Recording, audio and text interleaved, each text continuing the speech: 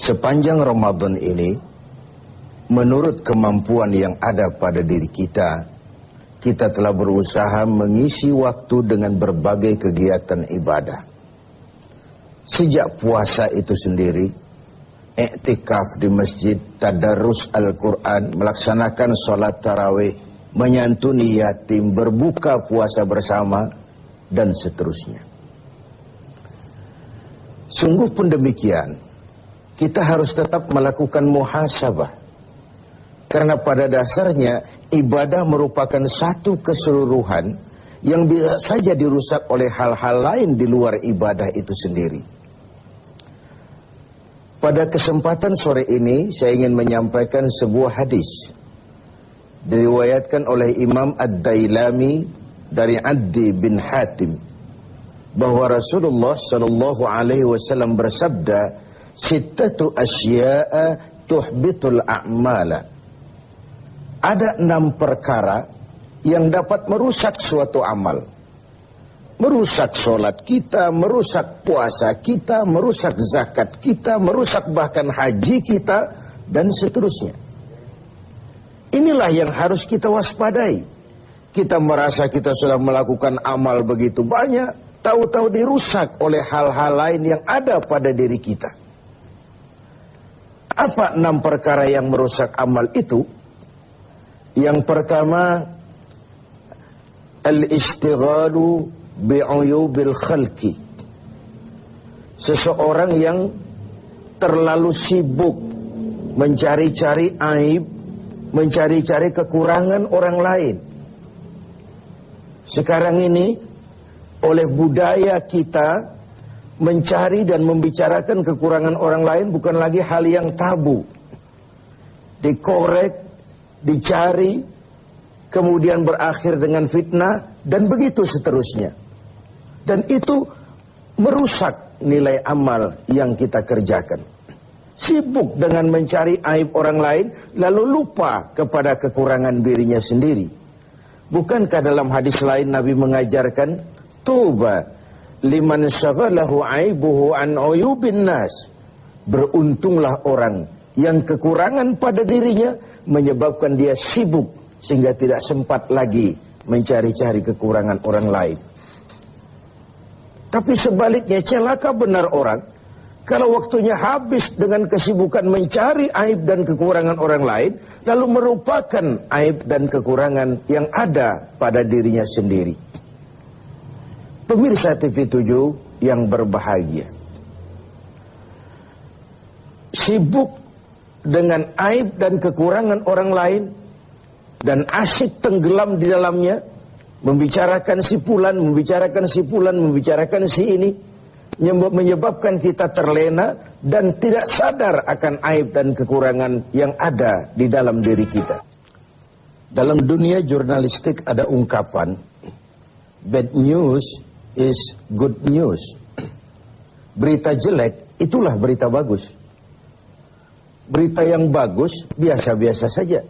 Tapi berita jelek kalau diangkat, dikemas sedemikian rupa, bisa jadi berita bagus, menarik, kejutan, menimbulkan rasa ingin tahu, dan begitu seterusnya. Termasuk dalam konteks ini, setiap hari sekarang ini, kita dijejali berbagai tayangan-tayangan yang sibuk dengan aib dan kekurangan orang lain. Sehingga mengakibatkan itu lalu menjadi budaya kita, dan hal-hal yang tabu tidak lagi dianggap tabu. Hal-hal yang sebenarnya memalukan sudah dianggap tidak memalukan. Sementara sedikit sekali contoh dan pelajaran yang bisa diambil dari hal-hal seperti itu. Karena itu, dengan melaksanakan ibadah Ramadan, kita juga harus mawas diri. Jangan sampai terjebak di dalam kegiatan istighal bi'uyubil khalqi. Sibuk mencari aib dan kekurangan orang lain. Sampai melupakan kekurangan dirinya sendiri. Yang kedua, yang bisa merusak amal itu adalah waqaswatul qalbi. Orang yang keras hati. Hatinya itu kasar, keras. Beruntung kita kalau oleh Allah diberikan hati yang lembut, yang peka, cepat menerima kebenaran. Sebuah contoh, Sayyidina Umar bin Khattab Orang yang diberikan hati yang keras, tapi mudah menerima kebenaran. Cepat menerima kebenaran. Dia yang dimaksud qaswatul qalbi ini, sudah hatinya keras, kasar, dan tertutup untuk menerima kebenaran. Hatinya itu degil. Hatinya itu tertutup. Cupik seperti katak di bawah tempurung. Tidak mau menerima kebenaran. Nah, tatkala kita tidak mau menerima kebenaran, lalu kita merasa kitalah yang paling benar. Banyak sekali dalam perjalanan hidup ini orang-orang yang kemudian terjebak menjadi pemilik kebenaran. Mengklaim yang lain salah semua, cuma dia saja yang benar. Akhirnya juga terjebak pada hati yang keras dan kasar seperti tadi. Hati adalah raja dari kerajaan tubuh manusia. Sementara anggota badan kita yang lain cuma prajurit saja. Kaki hanya berjalan, tangan hanya mengambil, mata hanya melihat, telinga hanya mendengar. Kalau hati cenderung dan memerintah ke arah situ. Maka benar ketika Nabi bersabda, kalau baik hati, baiklah seluruh badan. Kalau rusak hati, rusak jugalah seluruh anggota badan yang lain. Qaswatul qalbi. Yang ketiga yang merusak amal itu adalah wahubbud dunia. Orang yang terlalu cinta kepada dunia. Saya menggunakan kata terlalu karena cinta kepada dunia bukan hal yang salah. Sepanjang dunia itu kita jadikan sebagai alat untuk mencapai tujuan jangka panjang, yakni akhirat dan ridho Allah. Tapi terlalu sehingga dia berurat dan berakar di hati, dan kita sulit melepaskannya, ini akan bisa merusak amal. Sebab apa? Kalau kegiatan hidup kita sudah dipacu oleh hubbud dunia, cinta dunia yang berlebihan. Cinta dunia itu include cinta pangkat, cinta jabatan, cinta harta, cinta pujian, dan sebagainya. Kalau itu sudah overload, sudah berlebihan dalam hidup kita, kita cenderung melakukan hal-hal yang menghalalkan segala cara. Dan ini akhirnya akan merusak nilai amal yang sudah kita kerjakan.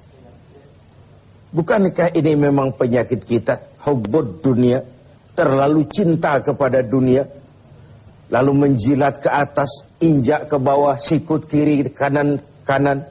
Masa bodoh teman jadi lawan, lawan jadi teman, asal bisa menggapai target dunia. Akhirat urusan nanti, yang penting yang sekarang. Padahal yang nanti itu ditentukan oleh yang sekarang ini. Kalau beginilah cara kita mencapai tujuan, kita sudah merusak yang nanti itu juga. Karena itu cinta kepada dunia secara berlebihan dapat merusak nilai amal kita. Inilah Ramadan di mana kita menghadapi renungan-renungan bahwa dunia sesuatu yang bersifat sementara. Pernah saya sampaikan pada mimbar kita ini dunia. Ambil apa yang memang perlu, nikmati apa yang memang boleh. Kalau bisa jangan gagal kita di dunia ini. Tapi kalaupun kita gagal di dunia, kita kan masih punya akhirat. Inilah yang menyebabkan cara kita mencapai dunia tidak menghalalkan segala cara, karena kita yakin akan pertanggungan jawab akhirat nanti. Itu yang ketiga. Yang keempat, waqillatul haya, sedikit rasa malu. Ini kan budaya malu sekarang ini sudah setipis kulit ari. Tadi saya sampaikan yang tabu sudah dilakukan orang secara biasa. Kita tidak mengerti. Misalnya ada perempuan dengan bangga bercerita, anak saya 3 semua tidak ketahuan bapaknya. Dicerita secara terbuka di media. Dan dia merasa enjoy dengan itu. Bayangkan kalau ini lalu menjadi diikuti oleh yang lain. Bayangkan kalau ini menjadi sebuah tradisi di tengah masyarakat kita.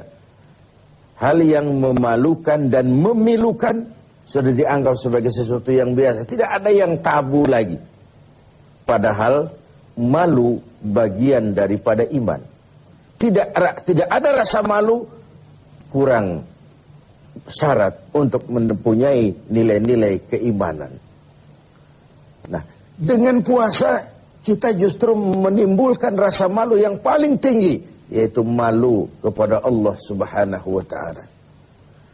Kalau tengah hari Ramadan kita makan, tidak seorang pun tahu, tidak seorang pun lihat, dan kita tidak mau melakukan. Kenapa? Karena kita malu. Malu kepada siapa? Malu kepada Allah Subhanahu wa ta'ala. Dan ukurannya adalah nurani. Ukurannya adalah nurani. Yang kelima, yang merusak nilai amal kita adalah watulul amal. Orang yang terlalu panjang angan-angan, terlalu muluk cita-cita.